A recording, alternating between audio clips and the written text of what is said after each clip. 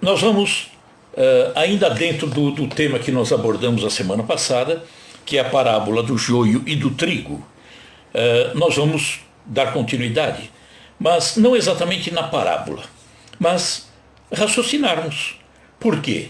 Porque muitas vezes nós encontramos o joio misturado há tanto tempo no meio, né, desse canteiro enorme que é a nossa caminhada, e nem nos damos conta.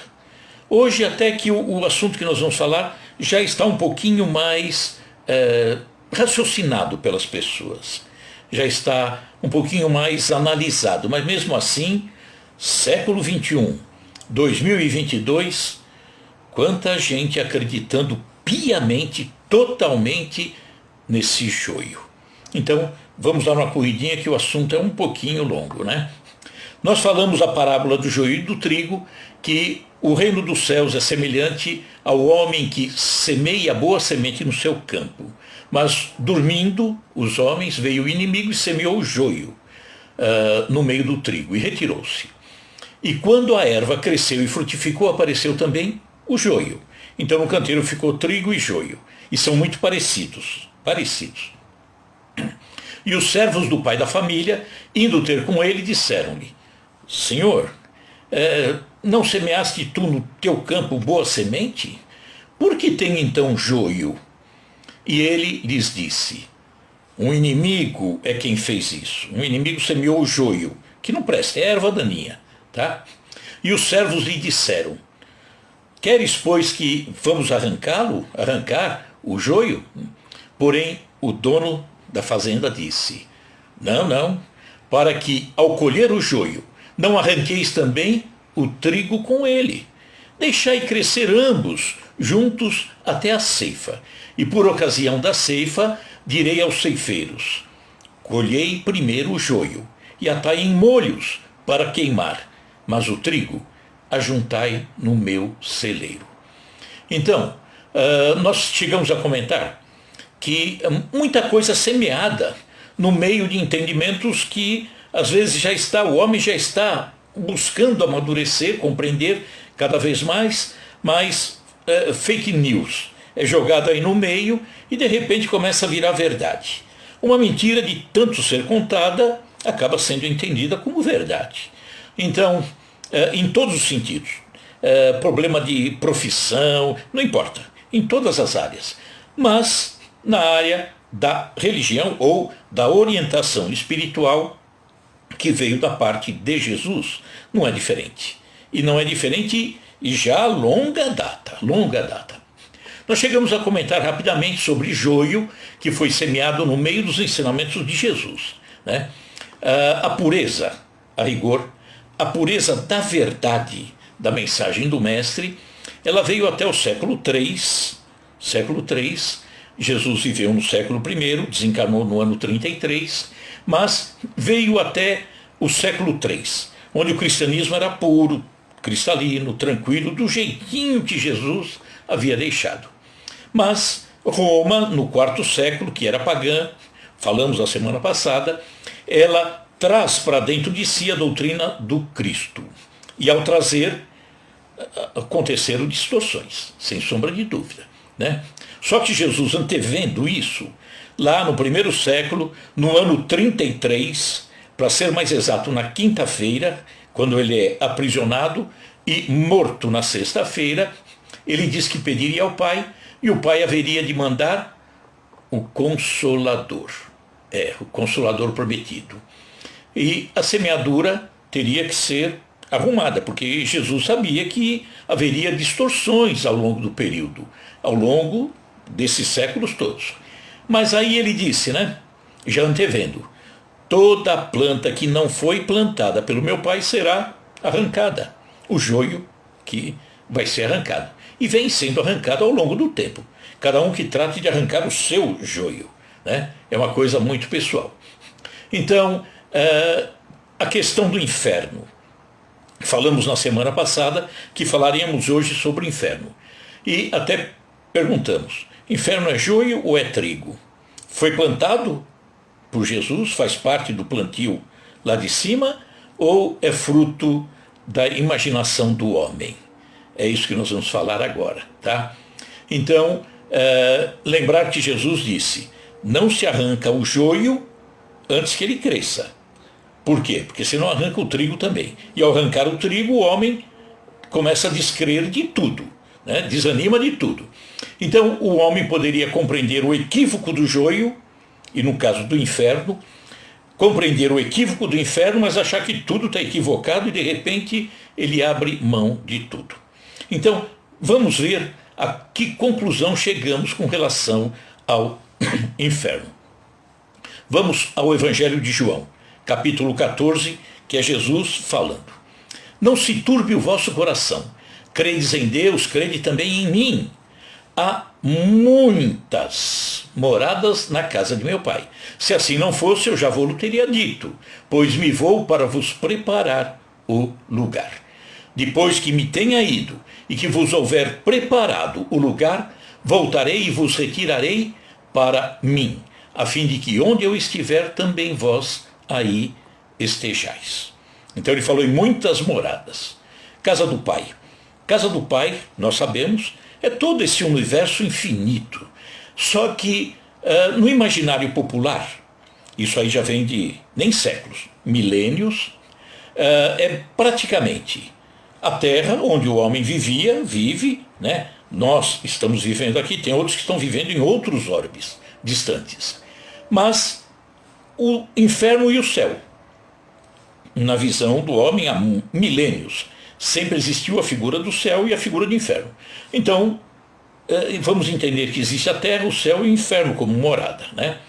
Agora, até a Bíblia, quando vai falar a respeito de céu e inferno, é tudo controverso, não tem um consenso. Agora, vamos imaginar algumas coisas sobre o céu e o inferno que está aí dentro da cabeça e vem ao longo de tanto tempo, mas que ainda está na cabeça de muita gente, século XXI, ano 2022. Vamos voltar um pouquinho. Quando a nossa caminhada deu início, nós sabemos que fomos criados dentro de toda simplicidade e ignorância. Ignorância por desconhecermos. Éramos regidos pelo instinto. Só que tudo evolui. E evoluindo, nós vamos modificando e começando a colocar uma inteligência mais forte. Sentimentos, tomando o lugar de parte dos instintos. Começamos a entender o bem e o mal.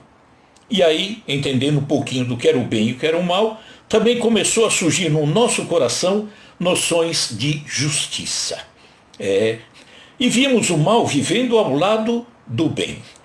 E sentíamos necessidade de corrigir aquilo que porventura tivéssemos feito errado. Já começávamos a ficar incomodados com os erros que praticamos, né? Isso de uma forma ainda inicial, há um bom tempo atrás. E hoje ainda ficamos incomodados com o mal que praticamos. Intuitivamente, nós entendíamos a continuidade da existência. As coisas não terminavam aqui com a morte do corpo. Trazíamos esse entendimento de que alguma coisa continuava. O quê? De que forma? Não sabíamos, né? Mas trazíamos, só para ver como que vinha essas ideias, nós trazíamos reminiscências. Desencarnávamos, encarnávamos, desencarnávamos, encarnávamos, e passávamos períodos lá do outro lado, né? Na espiritualidade, na erraticidade. E lá nós víamos o ambiente, analisávamos aquilo, sem conhecer muito, sem entender, mas era uma realidade diferente daquela que encontrávamos na Terra. E aquilo ficava arquivado aqui, no espírito, que é a nossa caixa preta.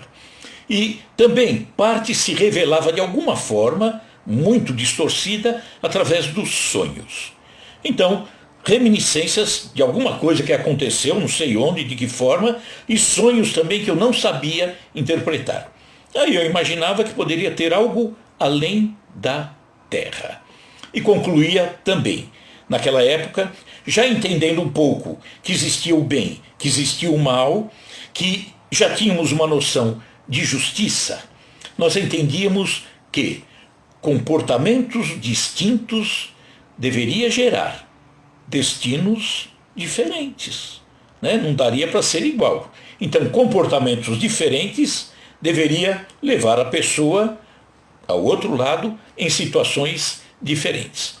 Entendíamos que os bons, de uma forma bem embrionária, bem inicial, que os bons, de alguma forma, deveriam receber alguma recompensa e que os maus seriam punidos. O homem via, vamos voltar aí alguns milênios, ele via, por exemplo, estava aqui pisando na terra, ele analisava e pensava, puxa vida, mas o que é isso? Onde eu estou? O que é que está debaixo dos meus pés? Não consigo ver. Para mim é desconhecido, até tenho medo disso. O que será que está lá embaixo? Né? O interior da terra era desconhecido.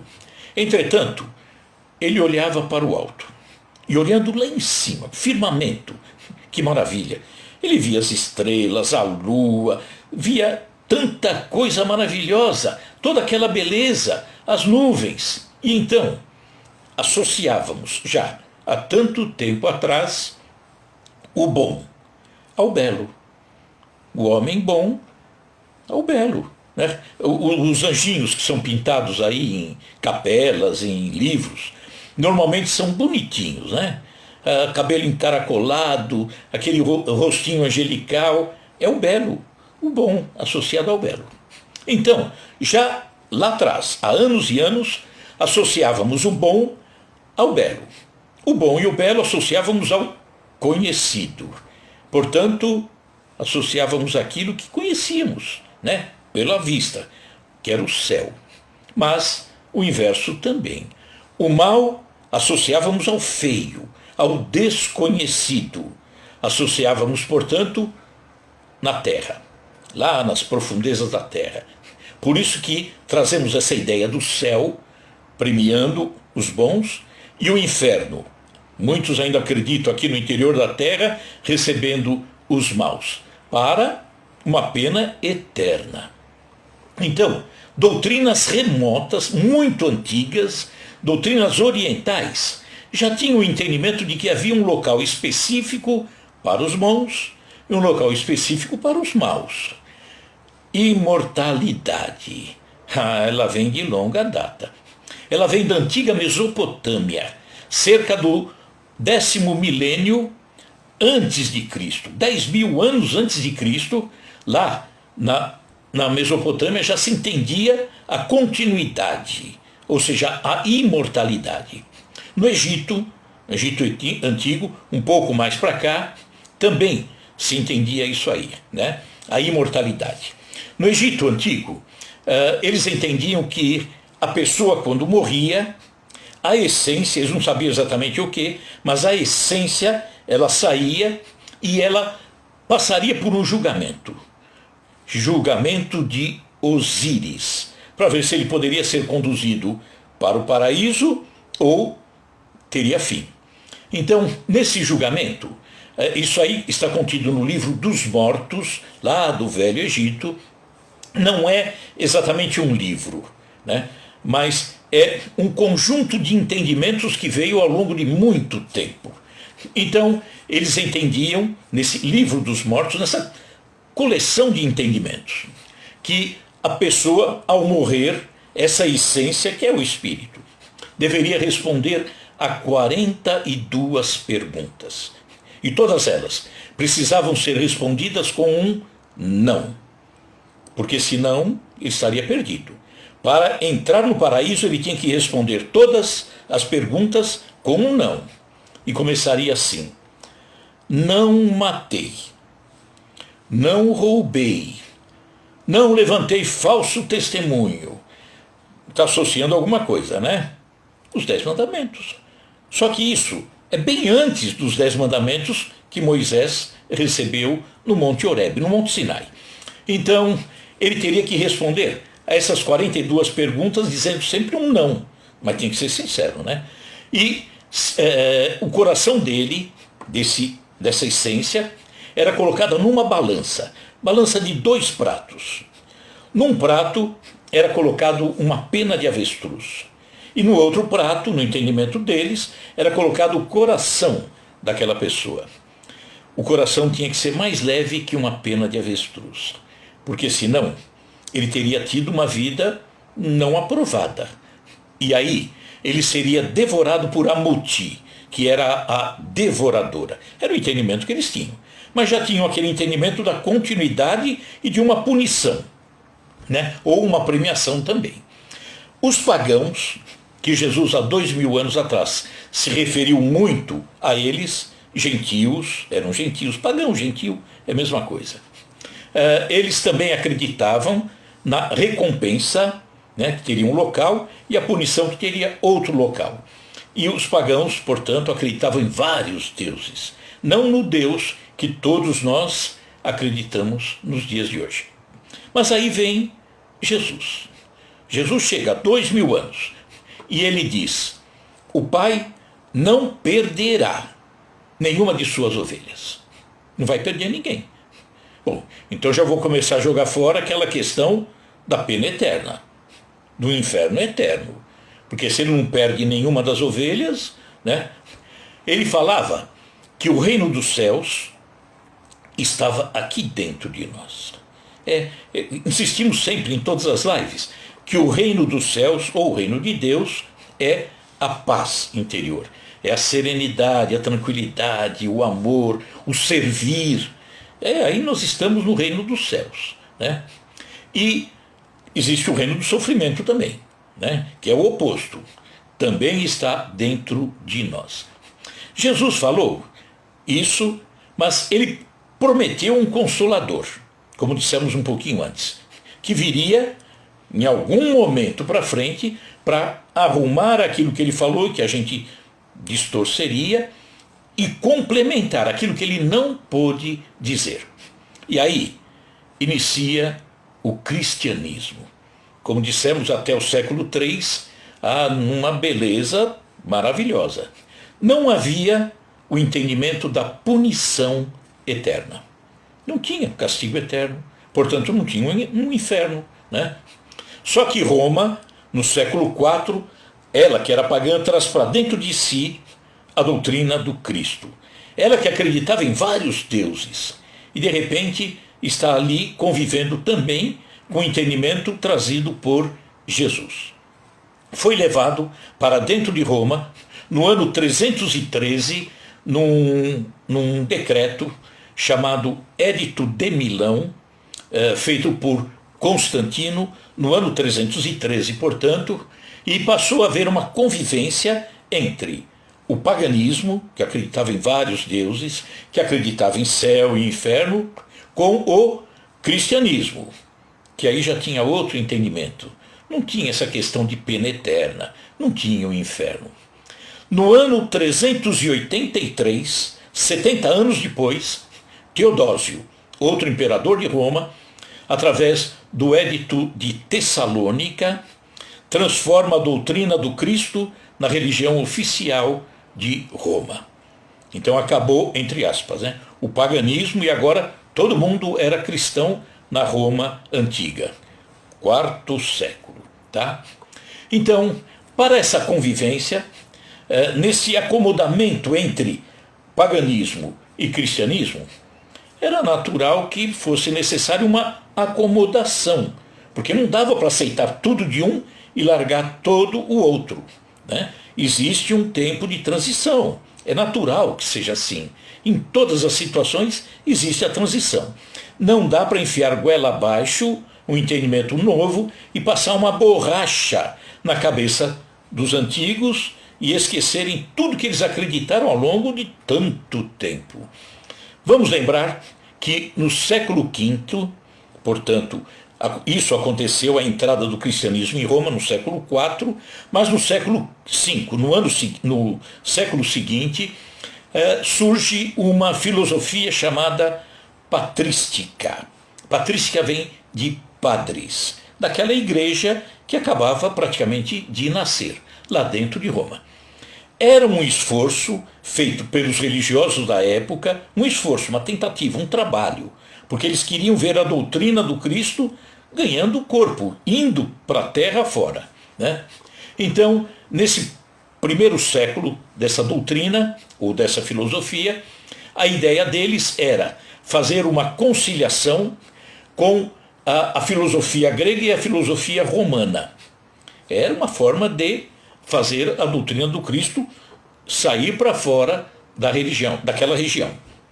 Então, essa conciliação entre o entendimento pagão e o cristão, né, tinha o objetivo de converter mais pessoas para essa verdade do Cristo. Só que a verdade deu uma machucadinha, né? Foi mal isso? Não, não foi. Imaginaram fazer isso, ganhar corpo, tudo bem, né? A intenção pode ter sido realmente boa, mas que mexeu um pouquinho na doutrina do Cristo, mexeu. E nessa conciliação entre o paganismo e o cristianismo, é muito natural que tenha sido aceitado na época o céu como um prêmio e o inferno como uma punição, coisa que não tinha. Mas aí talvez alguém diga, mas se eu ler o Novo Testamento, Jesus falou em fogo do inferno, fogo, ranger de dentes e não sei o que e tal. Bom, na época não existia livros. As cópias dos evangelhos eram cópias feitas à mão e distribuídas em alguns locais dentro do império e que tinham circulação muito restrita. Poucos tinham acesso. A população era praticamente analfabeta. Então, Roma, no IV século, quando começa a modificar alguma coisa, no V século, com a filosofia patrística, seria tão fácil começar a recolher uns e colocar outros, né? E isso aí foram anos e anos e anos. Por isso que, no meu entendimento, ajeitou-se alguma coisa. Mas e aí? Colocando isso no meu entendimento, porque não existia no cristianismo lá do início, foi ruim. Como é que fica ou permanecia a figura de Deus? Então, aquele Deus cheio de pavor, que nos causava pavor, ódio, temor, aquele Deus cheio de rancores, que está lá no Velho Testamento, teria que continuar, porque ia nos mandar para o inferno, mas Jesus não teria pregado isso, né? Quando Jesus disse que o pai não perderia nenhum de seus filhos, ele falou da parábola do filho pródigo, falou da parábola da ovelha desgarrada, da dracma perdida. Olha, não vai perder nada, não. Não tem esse negócio de perder. Então, com essa mexida e inserindo o inferno e o céu, esse Deus continuou sendo aquele Deus rancoroso, punitivo, né, tendencioso. E nós perguntamos, e os atributos de Deus? Deus, para todas as religiões, todas, ele é infinitamente justo, infinitamente bom, ele é o nosso Pai, né? Não é isso que todos acreditam? Ele é infinitamente justo e nos manda para o inferno. Ele é infinitamente bom e nos manda para o inferno. Ele é o nosso Pai e nos manda para o inferno. Ele é presciente, ele sabe antes o que vai acontecer depois e nos cria para irmos para o inferno. Tenho certeza que aí, do outro lado, não tem ninguém que iria para o céu. Aqui não iria, né? Ninguém iria para o céu. Então, como é que fica esse Deus, né? Fica meio estranho. Só que com o passar do tempo, a religião sempre querendo progredir. Não estou falando de má fé de forma nenhuma, tá? Mas sempre querendo progredir, evoluir. Ela, no século XII, pensando assim, mas aquele que errou muito, uma pessoa que foi cruel, matou, fez horrores, ela vai para o inferno. E aquele que não foi tão ruim, o que foi bom vai para o céu. Também não tinha ninguém. Mas aquele que não foi tão ruim, como é que faz? Ele vai para o inferno também, junto com aquele que foi cruel demais? Aí criou-se uma figura intermediária. Criou-se a figura do purgatório. Então, se existia 3 moradas, a terra, o céu e o inferno, lembra-se que Jesus diz, na casa do meu pai há muitas, 3 não é muitas. Aí inventaram o purgatório. continua não sendo muitas. 4 não é muitas. Então, o que era o purgatório? Criado no século XII para esses pecadores não tão graves, e ali eles sairiam através de preces intercessórias.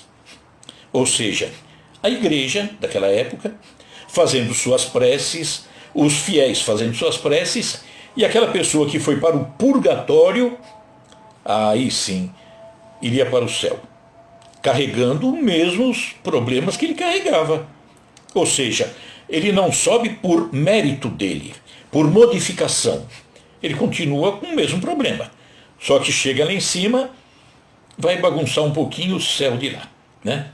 Mas, de qualquer forma, a religião, ao ver isso, ao analisar um pecado, pecado, não tão grave, um pecado grave, querer dar uma modificação, cria o purgatório, e eu digo que ela atirou no que viu, ou imaginou ver, essa diferença, e acertou no que não viu. Por que acertou no que não viu? Existe purgatório? Existe. Opa, mas estou falando que é estranho? Não, não existe o purgatório. Purgatório é o quê? É purgar, é tirar aquilo que está ainda imperfeito em nós. Os equívocos que praticamos, nós temos que peneirar aquilo. E falando em peneirar, eu vou fazer sou pedreiro, vou fazer uma parede, vem um caminhão de terra ali, de areia, e eu vejo que está cheio de detritos, pedras, capim, mato, graveto, areia grossa, areia fina. Desculpa. Mas eu quero fazer uma parede fina. Então eu sou obrigado a fazer a peneira. Pego a primeira peneira. É uma peneira de malha grossa. Jogo toda aquela areia, vou peneirando, passa um monte de impurezas na areia. Mas as impurezas maiores ficam na peneira. Eu jogo fora. E aí eu pego uma peneira de malha um pouquinho menor. Jogo aquela areia que foi peneirada, chacoalho, passa muita impureza, mas a sujeira maior fica nessa peneira. E aí, sucessivamente, eu vou diminuindo a abertura dessa tela da peneira. Até que, finalmente, a areia está praticamente limpinha. Eu coloco na peneira de malha extremamente fina. Peneiro as pequenas impurezas. Jogo fora. E a areia é um talco. Limpa, pura. Reencarnações. Cada reencarnação é uma peneira que vai diminuindo. Por quê? Porque nós vamos jogando as impurezas fora. Até o momento em que estaremos uma areia tão fina. Passamos por dificuldades aqui, nas encarnações? Passamos. Cometemos tantos erros. Erramos tanto. Purgatório. Está aqui o purgatório. A Terra é um purgatório, né? Então, estamos vivendo num purgatório? Estamos, sem sombra de dúvida, né? Não sofre?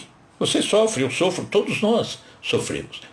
Mas, de qualquer forma, esse ensinamento todo foi ruim ou necessário? Será que os religiosos daquela época foram cruéis, mal intencionados? Não estou afirmando isso, não. Foi necessário? Eu acho que foi, sim. Porque senão a doutrina do Cristo não teria ganhado o espaço que ganhou, né? A evolução não dá saltos, e o conhecimento também não, né? Tem que ser aos poucos. Então as coisas foram se ajustando, até porque Jesus disse que pediria ao Pai e o Pai haveria de mandar um Consolador, prometido por Jesus, que viria para arrumar tudo isso, tá? Então vem a doutrina espírita, o Consolador, que vem para nos orientar e vai buscar a doutrina espírita, o cristianismo, através da espiritualidade, dos espíritos amigos, vai buscar a doutrina do Cristo lá, no comecinho do cristianismo, no primeiro, segundo e terceiro século, dentro da pureza, da beleza do ensinamento do Mestre. E ela chega aqui no tempo certinho, a doutrina, no momento em que o homem começava a abrir a mente. Começava a questionar. Eu quero entender por que é dessa forma, por que não é daquela forma. Então eu começava a analisar o homem, a humanidade, até para jogar fora aquilo que ele não aceitava. Se não aceitar um entendimento, eu não sou obrigado a ficar com ele, não. Jogo no lixo. Ah, mas ele é certo. Bom, é certo para você, para mim não é. Vai para o lixo. Então, esse é o entendimento. Por isso que a doutrina espírita, ela diz que tem que ser raciocínio, para não aceitar gato por lebre. Então, temos que pensar muito, vasculhar, refletir. E aí nós vemos que, ainda hoje, muita gente aceita um céu e aceita um inferno, da maneira como vem lá do passado, sem menor preocupação. É joio, não é trigo, não é trigo. Mas falamos que veio aí a doutrina, e a doutrina vem nos mostrar que céu e inferno nada mais são do que estados de consciência. Aqui dentro, aqui em nós. Ora estou no céu, ora estou no inferno.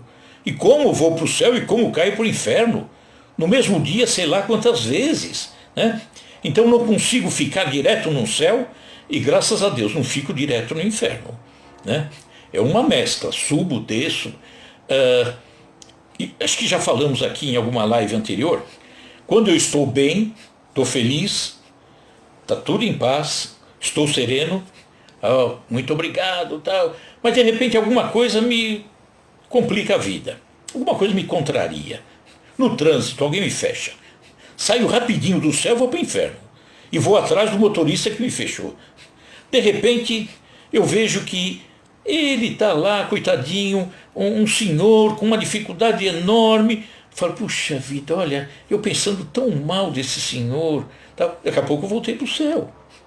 Mas daqui a pouco, alguém vem na traseira do meu carro, bate e já fui para o inferno de novo. A nossa caminhada é assim.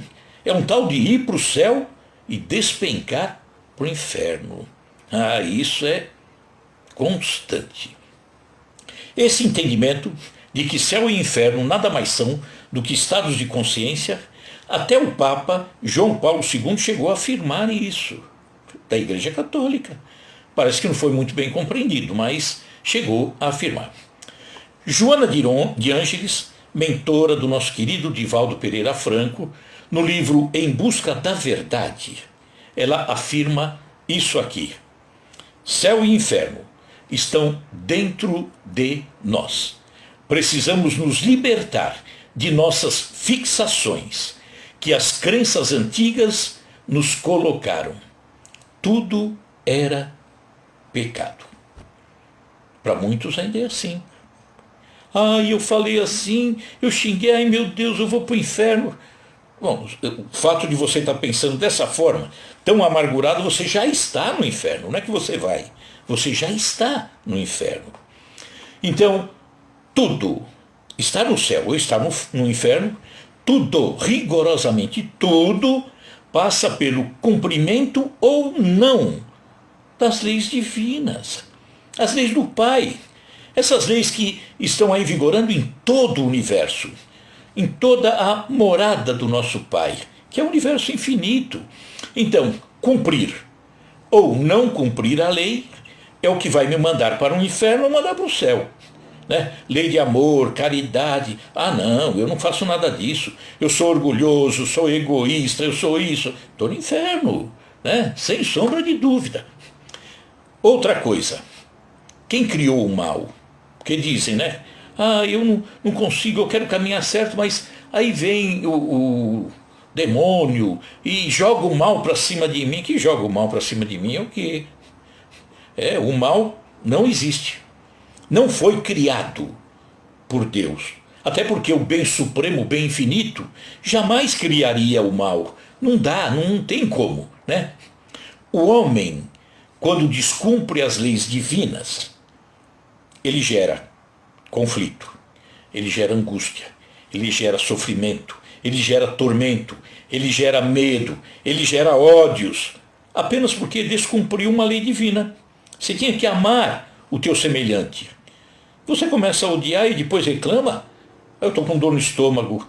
Bom, bem feito. Fazer o quê, né? E o mal? O que é o mal? É esse mal que muitos dizem que deve ter vindo de Deus ou o demônio. O mal é o erro. O erro não existe por si só, né? Não existe o mal. Então foi criado o mal. Que mal? Foi criado o orgulho, foi criado o egoísmo? Não, negativo. O mal é a experiência que ainda não deu certo. Ou seja, é uma experiência, não importa em que sentido, que ainda me incomoda, que me maltrata, que me machuca. Eu sou um péssimo profissional. Eu sou um péssimo mecânico de automóvel. Ao invés de arrumar corretamente o carro de alguém, eu não sei arrumar, pego um arame, amarro, daqui a pouco o cliente vem, me dá um esculacho. Por quê? Porque amarrei com um arame. Bom, essa experiência não deu certo. O que eu tenho que fazer? Eu tenho que buscar a peça. Compro a peça, coloco e falo, você viu? Começou a dar certo. Ele volta no dia seguinte porque a peça não é original, é uma peça qualquer. Ainda não deu certo. Aí eu compro a original, coloco, o cliente vem e me cumprimenta. Opa, deu certo. Acabou o mal entre mim e aquele cliente. Então, essa experiência dará certo em algum momento, né? Em algum momento. E é a repetição das tentativas que nos levam a aperfeiçoar. Só que enquanto não faço o certo, ou o meu objetivo, eu vou estar sofrendo, padecendo. Até Thomas Edison, para descobrir ou para inventar a lâmpada, quantas tentativas ele fez? Diz que mais de 1.000, 2.000, várias. Então, a cada experiência dele, ele poderia dizer, Edison, ou quem estivesse com ele, mas você cometeu um erro, hein, Edison? Não, que erro? Ele está tentando descobrir a lâmpada. A cada experiência que não deu certo, mas não é um mal, ao contrário, é um aprendizado para se chegar na lâmpada funcionando. Então, vai chegar em algum momento. Incomodou Edison? Pode ter incomodado. Puxa, não deu ainda. Tenta de novo. Não deu de novo. Mas é tentativa. E a cada tentativa é um aprendizado. Isso é um mal? Não. De forma nenhuma. Lições. Aprendizados. Então, o erro, o mal, é mal entre aspas. O mal é a experiência que ainda não deu certo. Só que, no dia a dia, em todas as experiências, normalmente nós vivemos enfiados no inferno. Por quê? Eu queria fazer, não consigo. Bom, você não consegue hoje. Continua tentando, consegue amanhã, né? Então, essa ideia do inferno, uma pena eterna, é absurda. Mas eu posso dizer que esse inferno pelo qual nós vivemos é maravilhoso, porque ele é um curso intensivo para nos mandar para o céu. Um curso intensivo para nos mandar para o céu. Então, vamos aprendendo as lições para a nossa evolução. E aí, vamos lembrar que o próprio Mestre falou que bem-aventurados os aflitos, ou aqueles que estão passando por alguma dificuldade. Não é ir para o inferno. Não é ter pena eterna. De forma nenhuma, isso seria contraditório, né? Só que, como religiões, de um modo geral, não param para raciocinar, todas elas entendendo a beleza de Deus, os atributos que são iguais, todas as religiões, ele é infinitamente bom, infinitamente justo, ele nunca poderia mandar um único filho para o inferno, de forma nenhuma, né? Então, Jesus disse, na casa do meu pai há muitas moradas. Bom, nós tínhamos contado até então terra, céu, inferno e o purgatório, né? O mais novinho deles. Mas e aí? Ainda continua sendo poucas. Jesus falou que na casa do pai há muitas moradas, né? E a doutrina nos fala que a morada do Pai, a casa do Pai é todo esse universo. Existem mundos, nesse espaço infinito, mundos materiais, como a Terra, por exemplo, orbes, que recebem irmãos nossos, espíritos, com necessidade de reencarnação, em todos os locais. Iguais a nós? Não necessariamente. O íntimo, sim, a alma, o espírito, mas a carcaça é de acordo com o orbe onde nós encarnamos. Então, nesse universo todo, há locais materiais, firmes como a Terra, que recebem esses irmãos, e esses locais são apropriados ao nível de evolução desses espíritos. Nós, aqui na Terra, somos mais ou menos parecidos em termos de evolução. Estamos mais ou menos no mesmo nível.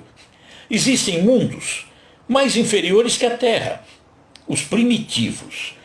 Nós estamos num mundo que é o segundo, embaixo é primitivo, o segundo, expiação e provas, o terceiro, regeneração. Nós já estamos nessa transição de mundo de expiação e provas e entrando na regeneração. E depois, mundos felizes e celestes. E vai subindo. Esses mundos, eles recebem espíritos para encarnar de acordo com a evolução de cada um, para ficar mais ou menos uniforme. Então, estamos aqui no mundo de expiação e provas em transição para regeneração. Quantos mundos desses existem nesse universo infinito? Incontável. E mundos inferiores? Incontável. Regeneração? Incontável. Não tem, não dá nem para imaginar o que existem, né?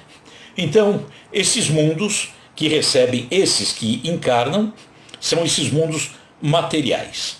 Mas tem mundo material também, isso está citado no livro dos Espíritos, que é o primeiro livro que deu entrada à doutrina espírita.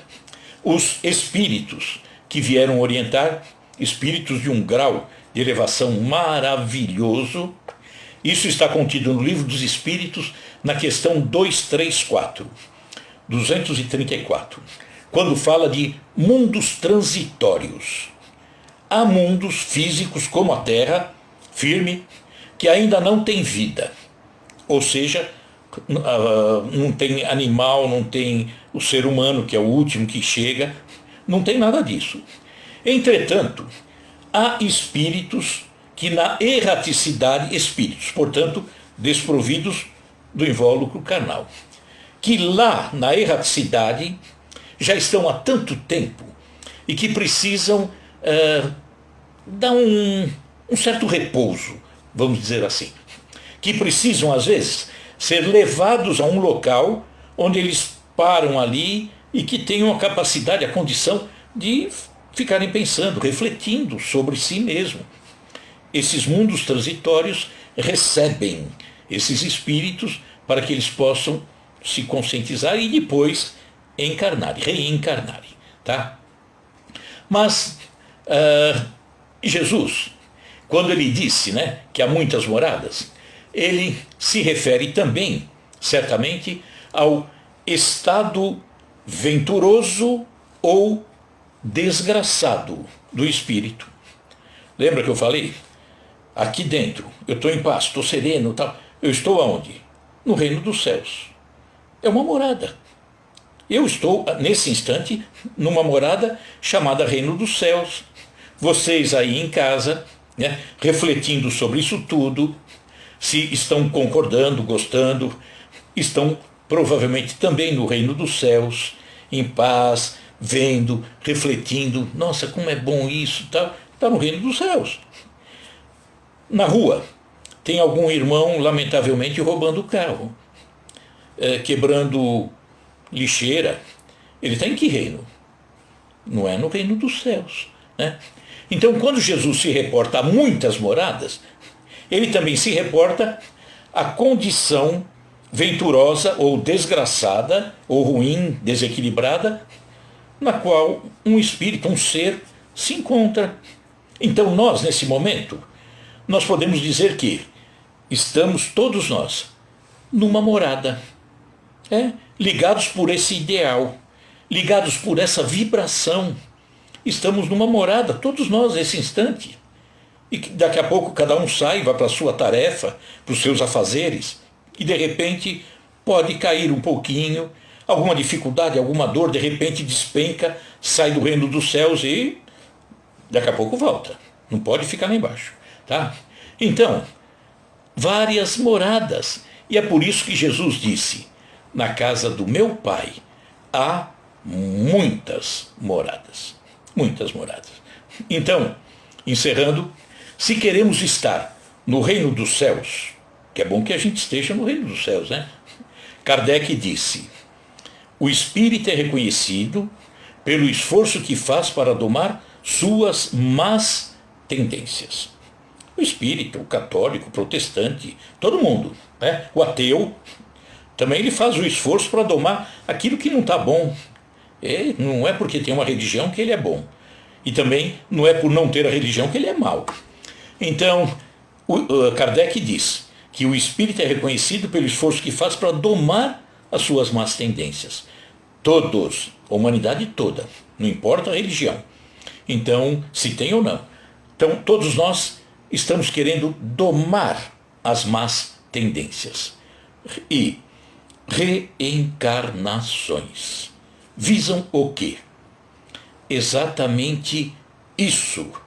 Nos proporcionar, ao longo dessas reencarnações que já tivemos, que estamos tendo e que teremos por tanto tempo, a possibilidade de peneira, ir tirando as impurezas, tirando essas impurezas e ficando cada vez com o coração mais leve, né?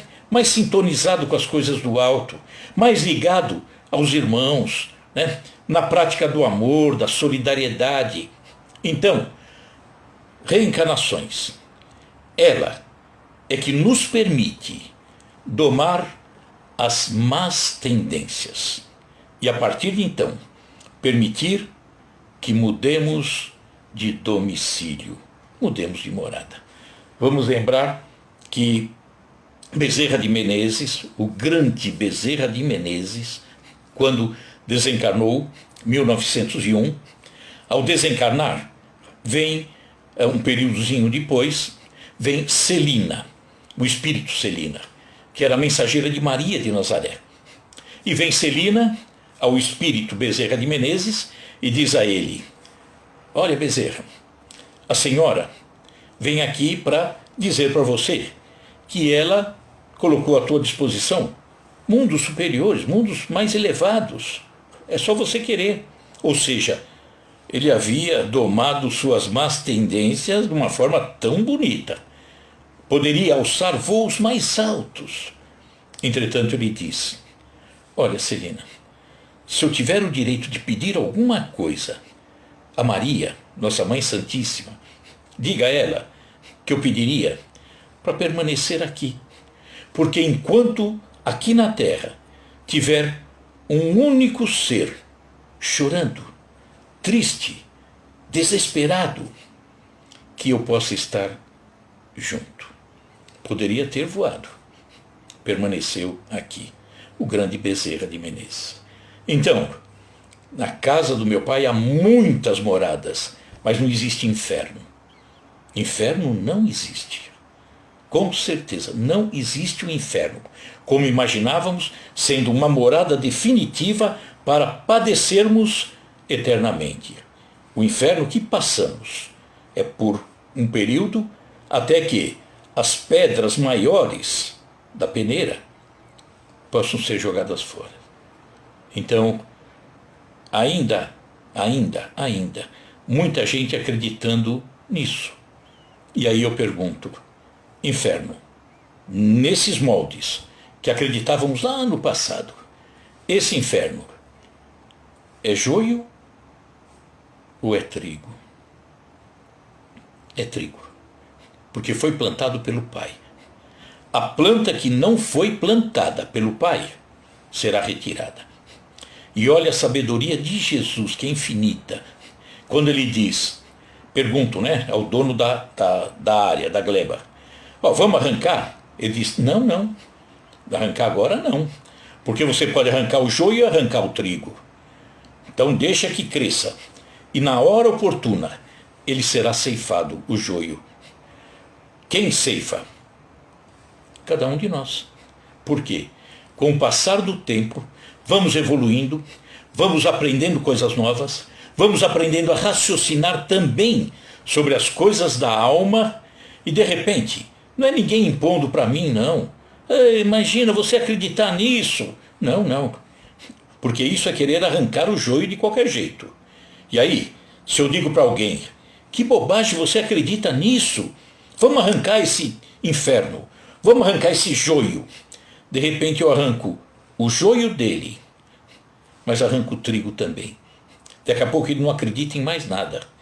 Passei minha vida inteira acreditando nisso, não quero mais acreditar em nada. Eu arranquei o joio, mas ao mesmo tempo ele não conseguiu se manter no trigo. Isso é falta de caridade. Já temos esse entendimento? Temos. Se alguém nos perguntar, até vamos colocar o nosso ponto de vista, mas nada de querer influenciar o outro no sentido de jogar fora, porque poderemos estar praticando um ato terrível, uma falta de caridade. O tempo fará com que ele analise e de repente ele fala, puxa vida, como o Papa João Paulo, puxa vida, passei a vida inteira acreditando naquele inferno, realmente não faz sentido. Bom, ele arrancou o joio, que beleza, ficou o trigo. Vamos pensar assim? Vamos raciocinar também. Vamos fechando os nossos olhos e trazendo à nossa frente a figura serena e bondosa de Jesus, o nosso mestre maior. A ele agradecemos, porque nos orienta sempre, mas ao mesmo tempo que nos orienta, ele pacifica o nosso coração. Eu não tenho mais aquela visão terrível de que eu era um ser desprezível, que eu não conseguia aprender, que estaria condenado.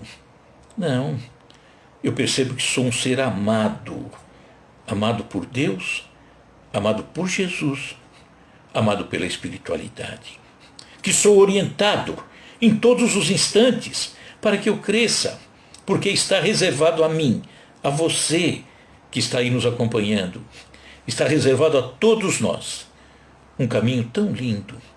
A questão é, qual a velocidade que vamos imprimir nessa caminhada? Alguns param um pouquinho, outros vão a passos mais lentos, outros conseguem caminhar de uma forma mais rápida. Quanto mais buscarmos esse entendimento, mais rápido estaremos tirando o joio que está misturado ainda aqui dentro, e cada vez mais, de posse do trigo, estarei bem mais alimentado e seguindo sempre na direção do Pai. Que assim seja, graças a Deus. Então, espero que a gente reflita, né? Que a gente pense um pouquinho nisso e que a gente procure melhorar cada vez mais no sentido de compreender as coisas cada vez mais, né, verdadeiras. Deixa eu ver aqui. É o céu que há dentro de nós, a Tânia. Tudo bom, Tânia? Tudo em ordem? A Beth também. Tudo bom, Beth? Que bom te ver. Linda. Então, um grande abraço. Não posso esquecer. Não é certeza que na sexta-feira que vem possamos fazer a live, tá? Então, se não pudermos, já peço desculpa antecipada, e aí a gente na outra semana estará junto novamente, tá bom?